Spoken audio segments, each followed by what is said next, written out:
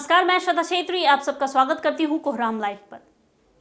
जितना जांबाज उतना ही जिंदा दिल इंसान। नाम है सुधीर कुमार झा। झारखंड पुलिस में बतौर जैप आईजी 31 दिसंबर को इनका कार्यकाल खत्म हो गया और हो गए रिटायर। मन में सिर्फ एक टीस कि अगर पुलिस अपना काम बखूबी और ईमानदारी से करे तो बदला जा सकता है अपराधी, उग्रवादी और नक्सलियों का मन। आमतौर पर खाकी को अपना जानी दुश्मन मानने वाले अपराधी, उग्रवादी, नक्सली के यह है दोस्त। कभी बीहड़ या जंगल में अकेले आने जाने से न डरे न हिचके। जो भी सामने आया उसकी पूरी जिंदगी को बदल डाला। बात बात पर गोली बम दागने वाले हाथ इनके सामने जुड़ जाया करते। महकमे के सहयोगी भी इन्हें दयालु और बढ़िया अफसर मानते हैं। किसी को दंड देना इनका मिजाज नहीं, उनकी चूक और भूल को बताकर माफ कर देना इनकी फितरत है। शायद यही वजह है कि नौकरी से बर्खास्त कर दिए गए 32 पुलिसकर्मियों को अभयदान देकर फिर से नौकरी में बहाल करवा दिया। बर्खास्त होने वाले ये पुलिसकर्मी कोई बड़े गुनहगार नहीं थे। इंसान के साथ साथ बेजुबान जीव जंतुओं से गजब का लगाव। बाहर पहरेदार होते हैं बॉडीगार्ड और घर के आंगन के उनके सच्चे पहरेदार है हंस, खरगोश और कुत्ते।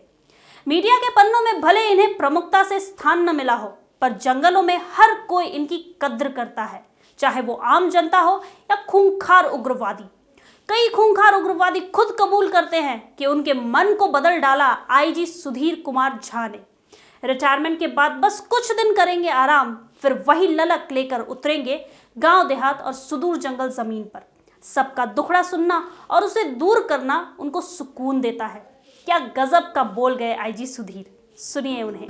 ललाट पर बड़ा सा टीका, धीमी चाल, हंसमुख चेहरा, गुस्सा कोसों दूर, डांटना, फटकारना, दुत्कारना या फिर निर्दोष को सताकर जेल भेज देना इनकी पहचान कभी नहीं रही।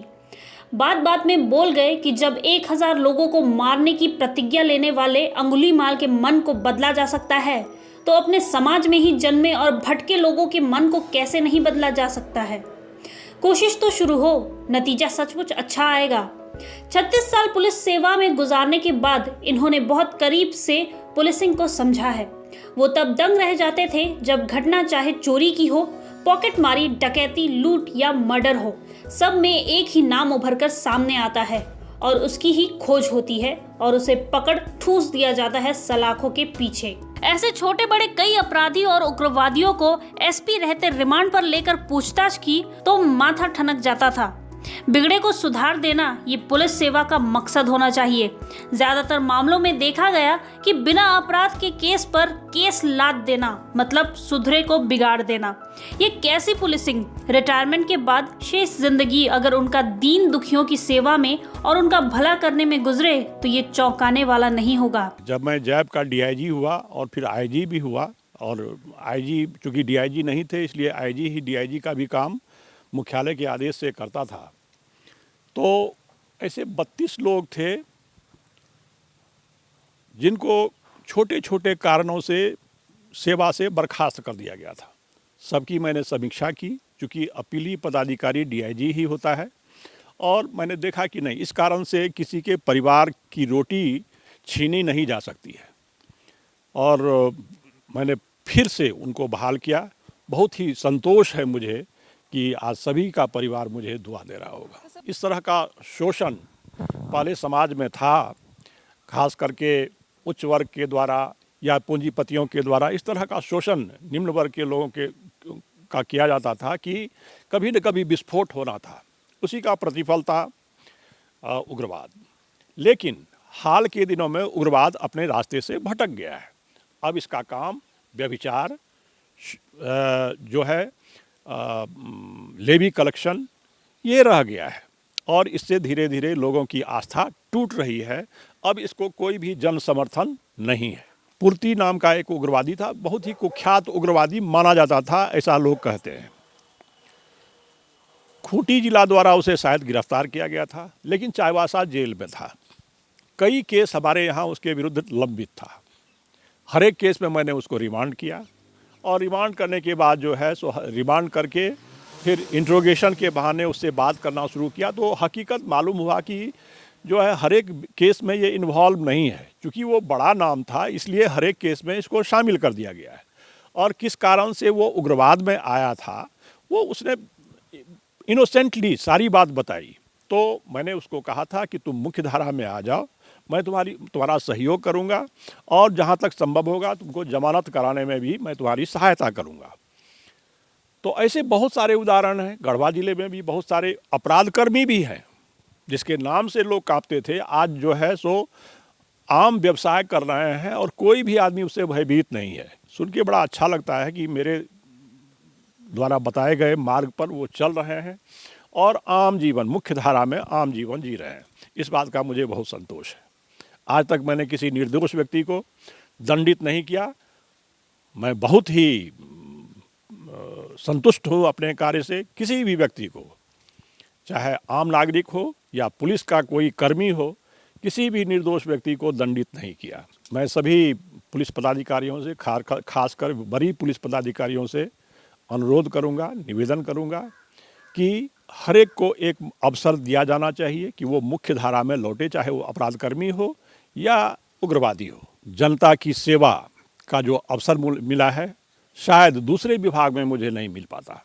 किसी अन्य विभाग में अगर मैं रहता तो अधिक से अधिक आर्थिक रूप से मैं सहायता पहुंचा सकता था किसी को, लेकिन एक एक व्यक्ति से संभाषण करना, उससे उनके विचारों को जानना, उसके दुख सुख में शामिल होना, ये किसी दूसरे विभाग में संभव नहीं है।